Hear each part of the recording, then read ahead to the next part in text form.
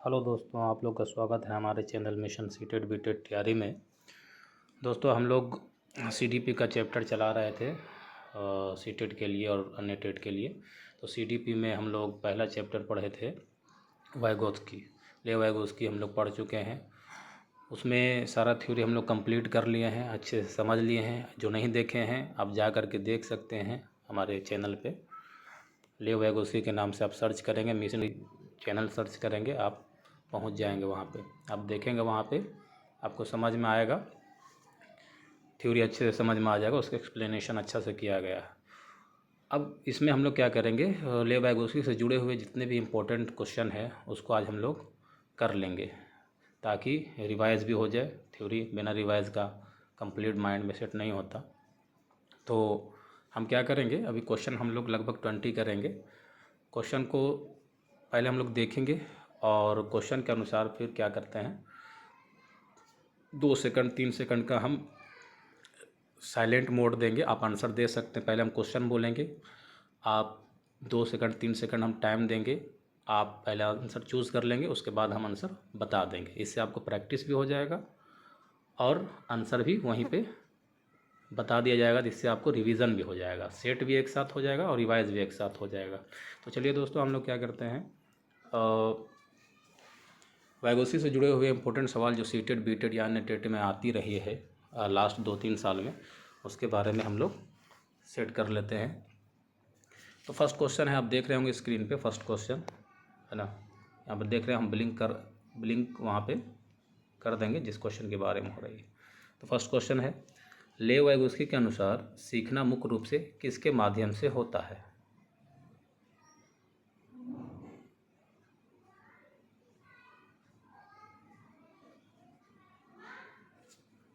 चलिए, आंसर आप लोग चूज़ कर लिए होंगे। राइट आंसर है पहला क्वेश्चन का बी, सामाजिक अंतःक्रिया।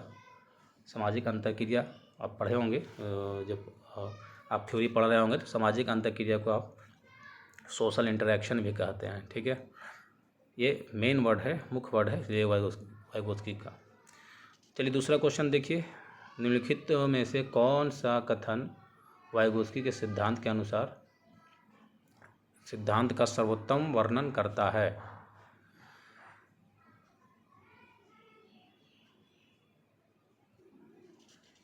चलिए दूसरा क्वेश्चन का भी आप लोग आंसर ढूंढ लिए होंगे। दूसरा क्वेश्चन का आंसर हो जाएगा सी, सामाजिक सहभागिता सीखने को बढ़ावा देती है। सी यानी कि हम ब्लिंक कर देंगे, क्लिक कर देंगे उस पर, आप देख लेंगे। ठीक है, कौन सा आंसर हो जाएगा, सी। तीसरा क्वेश्चन आप देखेंगे, तीसरा क्वेश्चन है ये, तीसरा क्वेश्चन आप देखेंगे, एक बच्चा गणित का प्रश्न स्वयं हल नहीं कर पाता लेकिन शिक्षक की सहायता से हल कर लेता है, यह किस अवधारणा का उदाहरण है।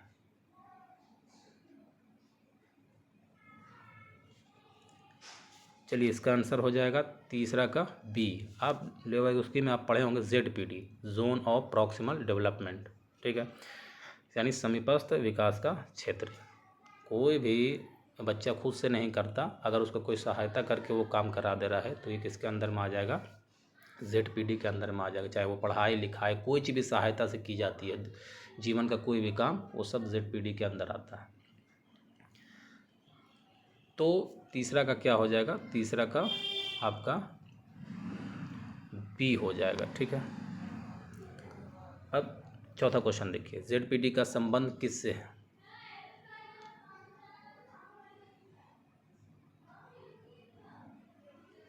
चौथा क्वेश्चन का आंसर हो जाएगा, आप लोग चूज़ कर लिए होंगे, चौथा क्वेश्चन का आंसर हो जाएगा ए, वास्तविक एवं संभावित विकास स्तर के अंतर से।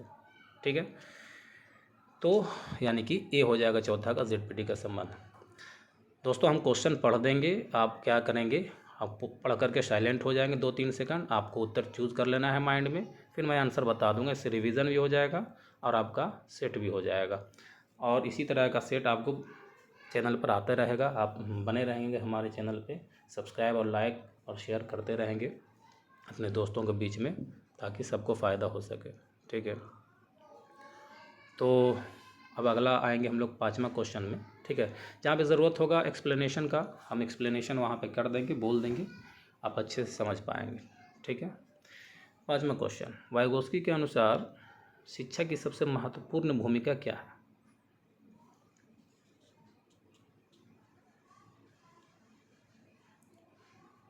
चलिए इसका आंसर हो जाएगा सी, सहायक एवं मार्गदर्शक, सहायक एवं मार्गदर्शक। तो शिक्षक आप समझ सकते हैं, एक्सप्लेन कर देते हैं थोड़ा। और वाइगोस्की के अनुसार शिक्षक क्या करता है, तो क्लास में हम लोग कोई भी टीचर है वो बच्चा को सहायता करता है और गाइड करता है, यानी कि मार्गदर्शक के रूप में काम करता है, ठीक है। अगला क्वेश्चन 6ठा, स्कार्फ फोल्डिंग का सबसे अच्छा उदाहरण कौन सा है?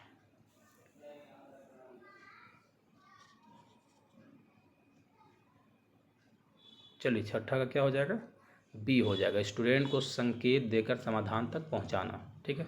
कमेंट बॉक्स में आप लोग बताएंगे कि स्कार्फ फोल्डिंग का अन्य नाम क्या है। जो थ्योरी देखा होगा, जो डिटेल एक्सप्लेनेशन वाइगोस्की का देखा होगा चैनल पे, वो बताएगा कमेंट बॉक्स में, वो ज़रूर बता पाएगा स्कार्फ फोल्डिंग का अन्य नाम क्या क्या है। कमेंट बॉक्स में आप लोग बताएंगे, ठीक है। तो 6ठा का क्या हो जाएगा, बी हो जाएगा, ठीक है। स्टूडेंट को संकेत देकर समाधान तक पहुंचाना। स्कार्फ फोल्डिंग क्या है, पूरी बच्चा जहाँ पे फंसेगा आप उसको प्रॉपर गाइड कीजिए, लेकिन जहाँ पर फंस रहा है उसको करने दीजिए। जहाँ पर वो फंस रहा है, चाहे पढ़ाई में, लिखाई में, कोई भी काम में, जहाँ पे वो फंस रहा है, तो क्या करेंगे आप, उसको सहारा दे देंगे। देखो ऐसे नहीं, ऐसे मान ली 2 2 5 कर रहा है तो 2 2 4 उसको खाली बता दे, बाकी आपको करने दे। पूरा प्रॉब्लम नहीं हल करना है, सिर्फ सहायता करना जहाँ पे वो फंसे, इसी को कहते हैं स्कार्फ फोल्डिंग। अगला 7, क्वेश्चन नंबर 7 देखेंगे। एक शिक्षक पहले सहायता देता है और धीरे धीरे सहायता हटा लेता है, यह किस अवधारणा को दर्शाता है? चलिए इसका सही आंसर हो जाएगा आंसर सी, यानी कि स्कार्फ फोल्डिंग, ठीक है। शिक्षक सहायता देता, सहायता देना डायरेक्ट क्वेश्चन में ही पता चल रहा है, हेल्प करना, सहायता देना, क्या हो जाएगा, स्कार्फ फोल्डिंग हो जाएगा, ठीक है। Question number 8, more knowledgeable other यानी MQ कौन हो सकता है? MQ में कौन कौन कौन हो सकता है? थ्योरी आप पढ़े होंगे तो इसके बारे में एक्सप्लेनेशन अच्छे से किया गया है, ठीक है। चलिए 8 का आंसर हो जाएगा डी, कोई भी अधिक ज्ञान रखने वाला व्यक्ति। आपको थ्योरी पढ़े होंगे तो उसमें चैनल पे थ्योरी पढ़े होंगे वाइगोस्की का, तो उसमें एक्सप्लेनेशन डिटेल किया गया कि MQ मतलब आपसे ज़्यादा जानने वाला। मोर नॉलेजेबल आपसे कौन हो सकता है? आपके अभिभावक हो सकते हैं, माता पिता हो सकते हैं, सहपाठी हो सकते हैं, सीनियर हो सकते हैं, या शिक्षक हो सकते हैं। ये सब क्या है, आपसे ज़्यादा जानने वाले। ज़रूरी नहीं है कि पढ़ाई लाइन में, कोई भी लाइन में आपसे ज़्यादा अनुभव रखने वाला, जानकारी रखने वाला, आप मोर नॉलेजेबल अदर हो सकता है। तो वहाँ पे आपको बताया गया है, आप चैनल से बने रहेंगे, चैनल पे आप विज़िट करते रहेंगे और शेयर करते रहेंगे ताकि सभी को बेनिफिट हो।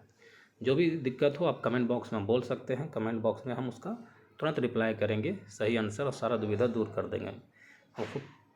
आपको हमारी कोचिंग है, हम बहुत सारे हमारे बच्चे इसी प्रकार से निकाले हैं।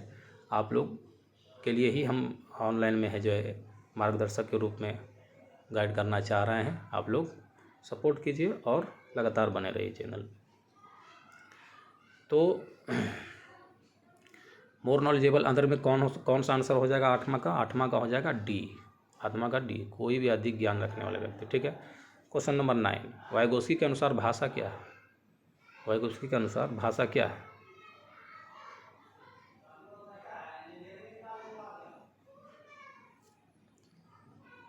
चलिए 9 का हो जाएगा बी, 9 का बी, सोच और सीखने का उपकरण। उपकरण मतलब डिवाइस, सोचने और सीखने, सीखना यानी अधिगम, लर्न। तो वाइगोस्की के अनुसार भाषा क्या है? तो सीखना और सोचना का, सीखना और सोचने का उपकरण, ठीक है। एक डिवाइस है जिसमें सीखना।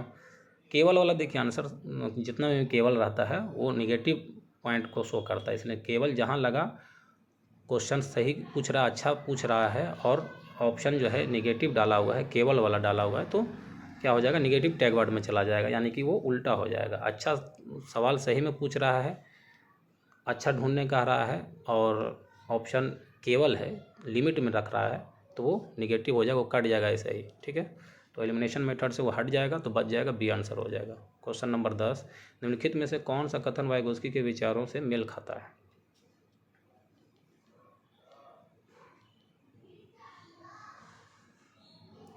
चलिए इसका आंसर हो जाएगा, आप लोग आंसर दे दिए होंगे उम्मीद है। जो भी थ्योरी देखे होंगे उसका थ्योरी वाला वीडियो चैनल पे वो ज़रूर आंसर दे रहे होंगे। और कितना आपका सही हुआ होगा, कितना सही आपका टोटल क्वेश्चन में होगा वो भी कमेंट में आप बताएंगे कि इतना आउट ऑफ इतना में इतना हुआ, कितना सही हुआ आप बताएंगे, ताकि हमको पता चले कि बच्चे किस तरह से समझ पा रहे हैं। तो क्वेश्चन नंबर 10 का क्या हो जाएगा? बी हो जाएगा। अधिगम विकास को आगे बढ़ाता है। कौन बढ़ाता है? तो वाइगोस्की के विचार। हेल्प करेगा तो बढ़ेगा ही, ठीक है। जिसमें केवल लगा हुआ हट जाएगा, और अधिगम और विकास से असंबंधित है, सी को देखिएगा तो संबंधित है, असंबंधित है इसलिए गलत हो जाएगा। अधिगम विकास का अनुसरण करता है, ये कुछ हद तक सही है लेकिन राइट आंसर बी होगा, ठीक है। क्वेश्चन नंबर 11, जब बच्चा स्वयं से बातें करते हुए समस्या हल करता है तो इसे क्या कहते हैं?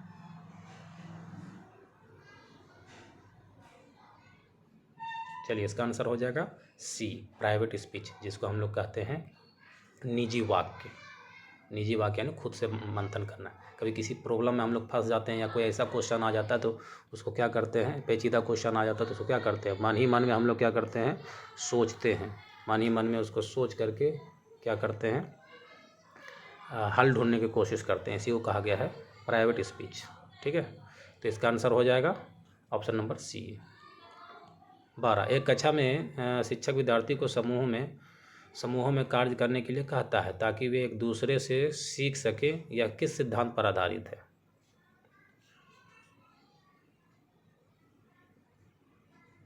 चलिए इसका आंसर हो जाएगा आंसर सी, ठीक है। सी हो जाएगा इसका आंसर। वाइगोस्की ने बताया कि बच्चों को किस में पढ़ाई करना चाहिए या किस में सीखना चाहिए या कोई भी काम किस रूप में करना चाहिए। अकेले अकेले नहीं, समूह में बात काम करने से क्या होता है, जो हमें नहीं आएगा आपको आएगा, आपको आएगा जो हमको आ जाएगा। तो एक तरह से जो हमको नहीं आता है आपको आता है, आपको आता है हमको नहीं आता है। तो जब एक दूसरे से बात करेंगे, अंतर कीजिए करेंगे, आपस में बात करके कोई काम करेंगे तो सबका एक दूसरे का कमी पूरा हो जाएगा। तो वाइगोस्की समूह को ज़्यादा वैल्यू किया है, समूह वाले आंसर सही हो जाएंगे। क्वेश्चन नंबर 13, वाइगोस्की के अनुसार संज्ञानात्मक विकास का सबसे अधिक प्रभाव किस पर पड़ता है? संज्ञानात्मक विकास का सबसे अधिक प्रभाव किस पर पड़ता है? इसका आंसर दो।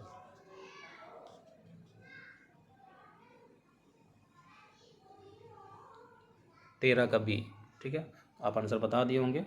13 का बी हो जाएगा, सांस्कृतिक और समाज से।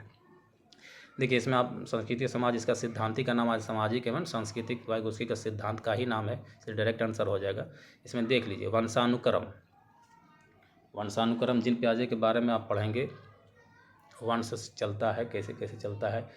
कोहलबर्ग है, कोहलबर्ग आप देखेंगे, कोहलबर्ग वंशानुक्रम के बारे में बात किया है, ठीक है। और आयु, लिंग, ये सब तो आप जानते हैं, लॉजिकल क्वेश्चन है, ठीक है। क्वेश्चन नंबर 14 देखिए, 14, निम्नलिखित में से कौन सा वाइगोस्की के सिद्धांत का प्रमुख तत्व नहीं है? यानी वाइगोस्की का सिद्धांत में कौन सा ये तत्व का नाम नहीं आया, उसको बताएं।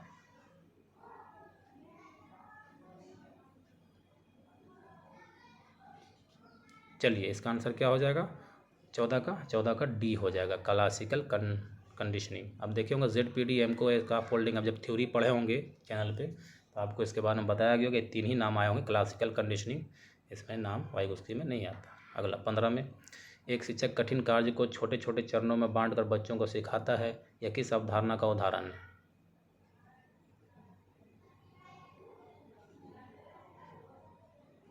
चलिए इसका आंसर क्या हो जाएगा? B, scaffolding. आपसे पूछा गया था स्काफ फोल्डिंग का अन्य और क्या नाम से जाना जाता है, कमेंट में ज़रूर बताएंगे आप लोग, ठीक है।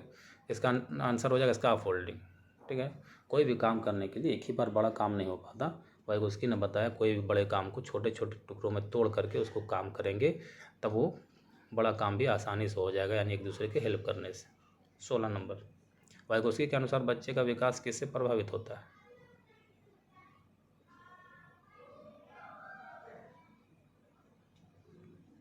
चलिए इसका आंसर हो जाएगा सी, सामाजिक एवं सांस्कृतिक वातावरण से। देखिए जो भी केवल वाला है वो ऑटोमेटिक कट जाएगा अगर सही आंसर पूछ रहा है, ठीक है। क्वेश्चन का जो डायरेक्शन है वो पॉजिटिव है तो, और केवल वाला उसके लिए निगेटिव हो जाएगा, कट जाएगा। तो इसका आंसर हो जाएगा सी। 17 नंबर क्वेश्चन देखिए, सी टेट में वाइगोत्स्की से संबंधित सबसे अधिक पूछे जाने वाला शब्द कौन सा है?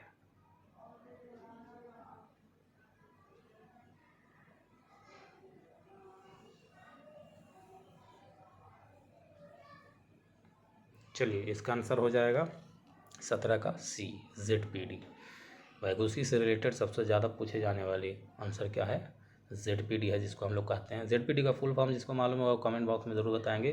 ZPD का हिंदी नाम क्या होता है हम बता देते हैं, फुल फॉर्म आप लोग बताएंगे कमेंट बॉक्स में। ZPD का हिंदी नाम होता है समीपस्थ विकास का क्षेत्र, ठीक है। क्वेश्चन नंबर 18, वाइगोत्स्की के अनुसार सहयोगात्मक अधिगम क्यों महत्वपूर्ण है?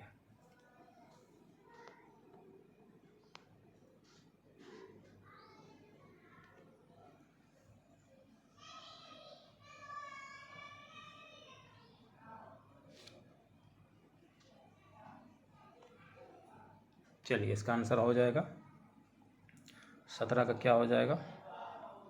18 का हो जाएगा सी।